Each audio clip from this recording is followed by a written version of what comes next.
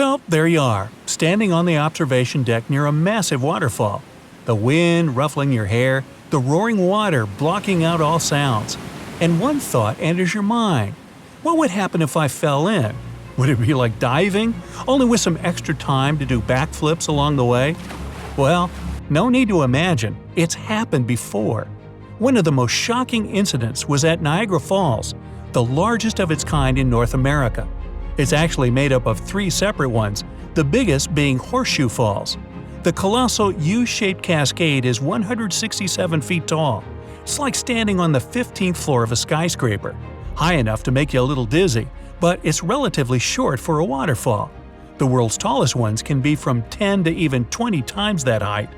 But that doesn't make it any safer to fall into. Niagara has some of the fastest waterfalls in the world, 6 million cubic feet of water, enough to fill 70 Olympic-sized swimming pools rushing down every minute.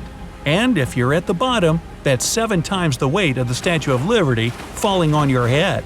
Yet, people have survived that. It was on a Saturday afternoon in 1960. A teen and her younger brother went on a boat trip in the upper Niagara River. In the middle of their voyage, the boat got caught in a fast current and hit an underwater ridge. It capsized, and the siblings were thrown into the rapids. The boy, who was only wearing his swimsuit and a life jacket, went over Horseshoe Falls. His sister was still in the river, but only 7 yards from the edge, she was rapidly being swept toward it.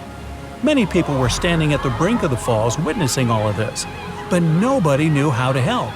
That's when 2 men rushed to the rail and climbed over it. One of them stretched out his arm, and the girl managed to grab his thumb right before going over the edge. The other man grabbed them and helped pull her out of the water. Once on dry land, the girl, shaken and terrified, asked what happened to her brother. The look on the men's faces said it all.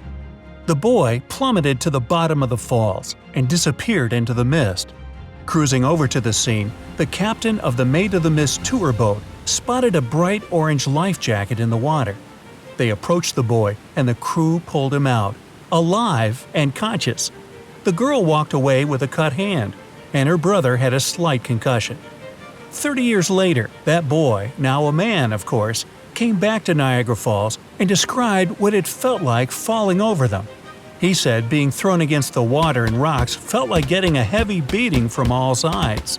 I'll bet. This incident was dubbed the Niagara Miracle. It was the first time someone survived the fall being totally unprotected. Before that, in 1901, a woman went down the waterfall in a barrel to perform a stunt. She survived as well, but swore she'd never do it again, even for $1 million. Experts agree that a person must be incredibly lucky to survive such a fall. Don't imagine it like a fun water park slide. There are dangers the whole way down.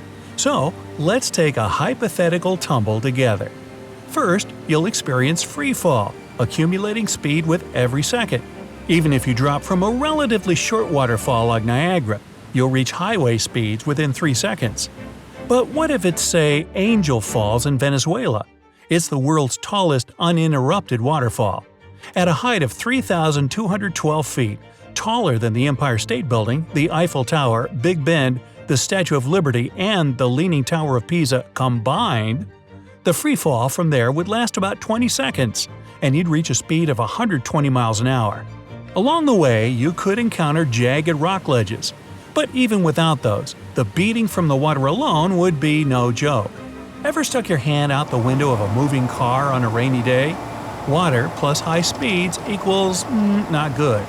And those were teeny tiny raindrops, not millions of gallons. So, gravity's zooming you down to the bottom, you're taking a beating from massive amounts of H2O. When you finally get to the only exit available, that'll take mere seconds, so forget about doing any acrobatics. You'd plunge under the water, and deep too, because of that speed.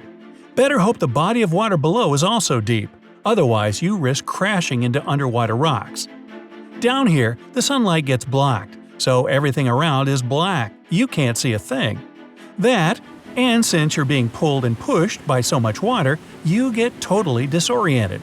You can't tell which way is up. So, good luck knowing which way to swim out of this thing. Your best chances are that you'll somehow float to the surface. And you do. You burst from the surface and take in a deep breath of fresh air. But you're not out of the woods yet. If you got injured from the water's beating or a crash with a rock, you'll likely have some injuries. But you still need to swim away from the falls, which of course gets much harder if you can barely move your arms or legs. The water's temperature can also make that impossible. Sudden entry into extremely cold water has been known to stop people's hearts. You can't just chill there, pardon the pun, until you feel better. You'll have only 15 minutes to get out of the freezing cold water, up to 30 if it's 40 degrees or warmer, before you lose consciousness from the cold. But they say that in critical situations, people can move cars, right? Even with broken ribs or a dislocated shoulder, you make one last attempt and finally manage to get out of there. You're safe! Until you can get to a doctor, but we'll assume there were witnesses who already called for help. If, by some unlucky chance, you ever find yourself in this situation, survival experts do have some tips when it comes to tumbling over a waterfall. If you're about to go over and there's nothing you can do to stop it, try to jump from the edge. It could help you avoid rocks below the falls. You'll also gain some distance from the rushing water early on, so you won't be right under it getting pounded from above. Take a deep breath before going over. This will help you float up later. Fall feet first. You'll be less likely to hit your head on something below. Don't flail your limbs. Tighten your muscles, wrap your arms around your head, and put your nose in the crook of your elbow. Protecting your head is key. As you approach the water, close your eyes tightly and press your legs together with all your might. Getting all this? Immediately swim downstream, even before breaking the surface. You'll want to get away from the falls as fast and as far as possible. They'll try to pull you in and keep you under. Remember all that? Good! And I hope you never need to use this.